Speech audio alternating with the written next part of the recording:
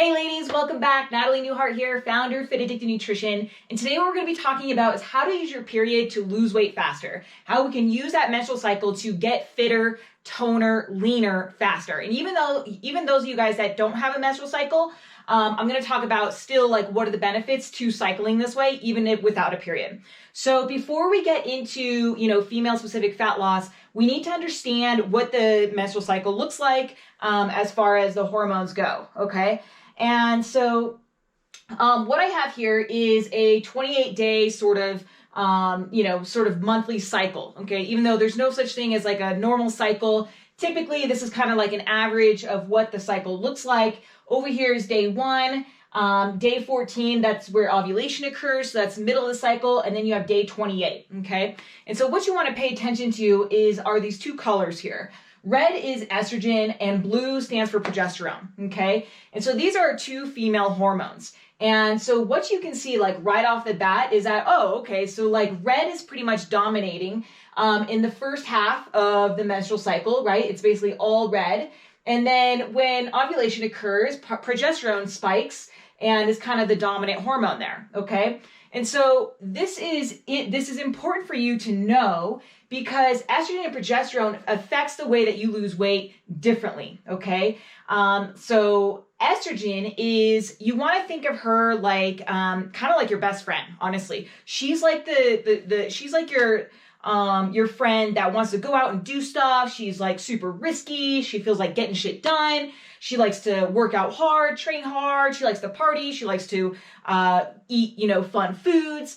And so when estrogen is around, she can handle that kind of stuff, okay? She's kind of like, you can think of it kind of like testosterone, but for women, okay? So she's going to play a role in your ability to handle carbohydrates without storing as much fat. She's going to play a role in helping you build more muscle when you do eat that food and, whatever training that you do in the gym. And so she's really great for building, right? Like building up the body and also like keeping it pretty lean, like not making it store fat. And then when progesterone kicks in though, okay, so right after ovulation at day 14, this blue line really spikes and estrogen comes down. Well, progesterone, she's like, you want to think of her as like the sister that is kind of like constantly worried. So this is basically what I have written here. So progesterone's kind of like, you want to think of her as like the sister that is just like, relax, don't overdo it, take it easy. Whereas estrogen is like, hey, let's get shit done.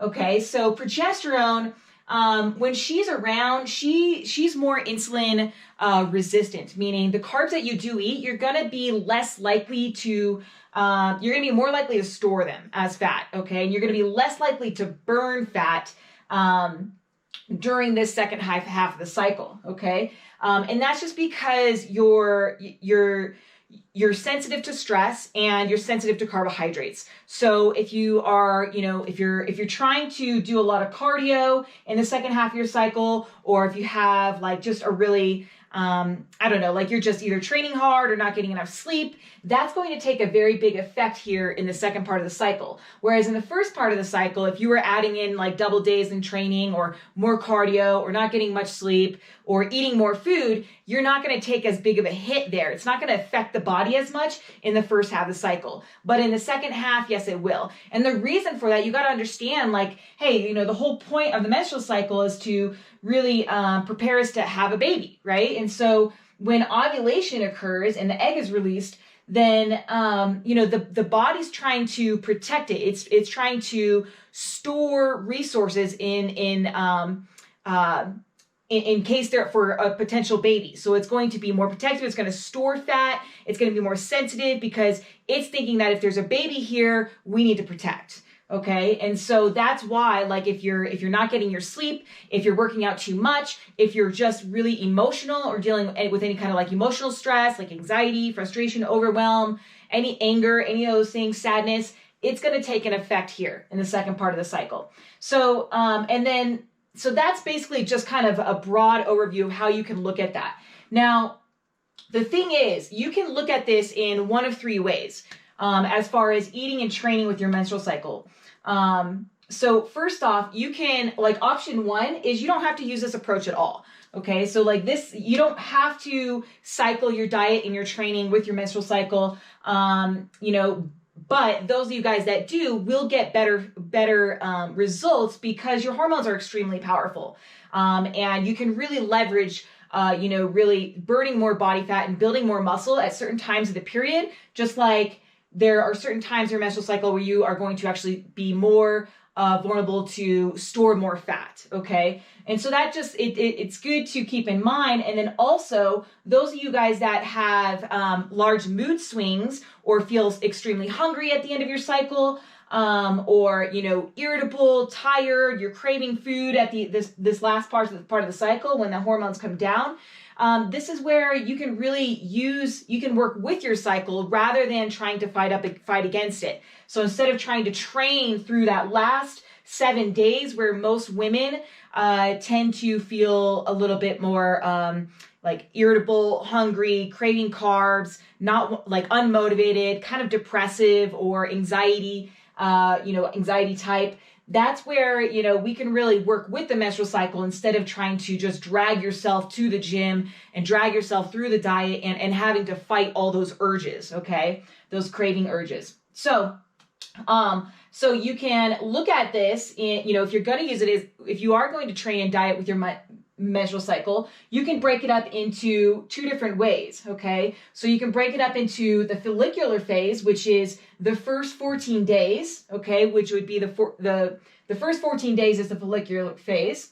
And then the last 14 days would be the luteal phase. So it'd be like phase 1 and 2, okay? So you can train and diet between 2 phases. And so your follicular phase, because estrogen is around, this would be eat more, like train hard, eat more, train hard, eat hard towards type of phase, okay? So this is where you'd be doing more cardio, more training, more carbs, and that's what that would look like. And then the last half of your cycle, the last 14 days, this would be your, phase 2, where you're going to want to tone down, you're going to eat less, train less, and as a result of training less, you are going to reduce your cravings, reduce your hunger, and you won't find yourself really having to use much willpower to get through that last part of the period where so many women struggle with, okay?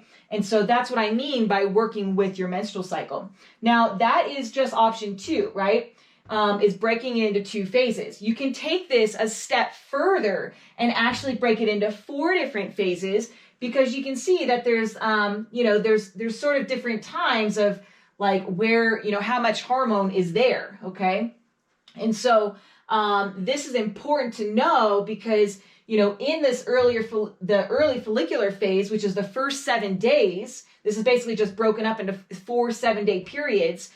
This is a time where estrogen and progesterone are really low, and same with the last 7 days. And so when estrogen and progesterone are really low, that's a time for us to actually go in and focus on stubborn body fat. So when estrogen isn't around, it's an opportunity for you to release more fat from stubborn areas, which tends to be in the hips, butt, belly, and thighs.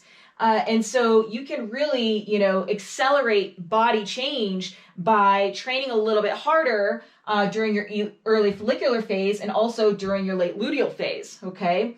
And then during the late follicular phase, so this sort of from day 7 to day 14, this is where we would want to eat more, train more, okay? What I consider green days, if you guys have watched my other videos. And then early luteal phase would be an eat some, train some, just because we have estrogen coming down, so we don't have the effects of estrogen being helping us to eat more carbs without storing fat, because estrogen is coming down, we're going to become a lot more stress sensitive and more sensitive to carbohydrates in general. And so we're going to want to cut carbs down here, take the training down a bit. And then phase 4, we're going to really want to eat less, train less. That's typically what I do. But you can also do an ELEM, so an eat less, train more. Eat less, exercise more phase here, okay? So that's what I mean is you can really, if you guys have been paying attention to my green, yellow, red, black days, that's what you would do is if you really want to accelerate body change and, use your hormones to your advantage, and maybe you wouldn't do this all year, but maybe you'd have stints of doing this. And and you would just go ELEM first phase, EM second phase, eat some, exercise some third phase, and then eat less, exercise less fourth phase. And so that way you are getting the benefits of both the hormones, but also you're cycling your diet in such a way where it keeps the metabolism responding. And that's another thing to note is that, you know, even if you don't have a period, you can actually, you can certainly cycle your diet and training in this way. And it's hugely beneficial because the body likes change. It doesn't like to do the same thing day in and day out. And so if you're changing up how many carbs you're eating and how much training you're doing on a week-to-week basis, or at least in option 2, where you do 2 different phases, then you're going to keep that metabolism responding and it's not going to plateau out.